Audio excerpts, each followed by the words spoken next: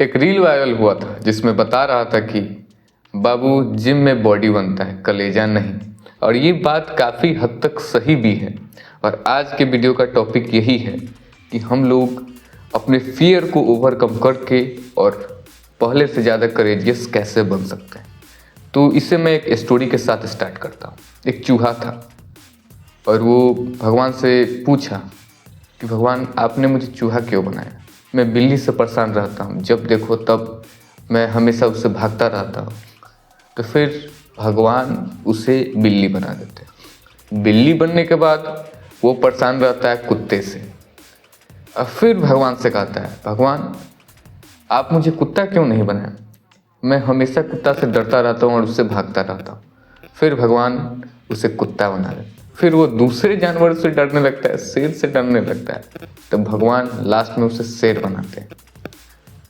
तब वो आदमी से डरता है तो फिर उसे भगवान आदमी बनाते हैं। और आदमी को भी तो डर लगता ही है। तो इस स्टोरी से आप क्या समझते हैं कि डर जो है कभी खत्म होने वाला है नहीं। आप जहाँ हों, आपसे बेहतर, आपसे ताकतवर लोग होगा ही होगा।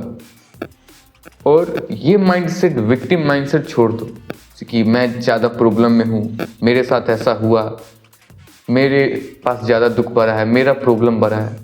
आप इसमें फंसे रहोगे तो आप कभी करेजियस नहीं बन पाओगे।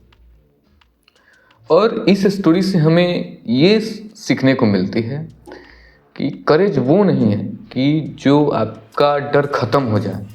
डर ख़त्म होने के बाद मैं ये करूँगा, पब्लिक स्पीकिंग करना है तो जब मुझे डर लगना बंद हो जाएगा तो मैं पब्लिक स्पीकिंग करूँगा। नहीं, करेज वो है जब आपको डर लग रहा हो लेकिन उस डर को थोड़ा कंट्रोल करके आप उस डर के रहते हुए भी, उस डर के प्रेजेंस में आप उस काम को करते हैं। ये रियल मीनिंग ऑफ करेज है।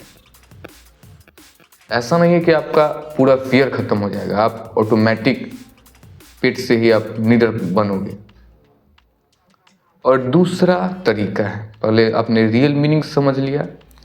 जब आपके अंदर किसी चीज़ का डर हो, किसी चीज़ का डाउट हो, तो आप उसे बाहर बोल दीजिए कि जैसे ये मैं ओवरथिंक तो नहीं कर रहा हूँ, मैं डर तो नहीं रहा हूँ, मैं स्ट्रेस में नहीं हूँ।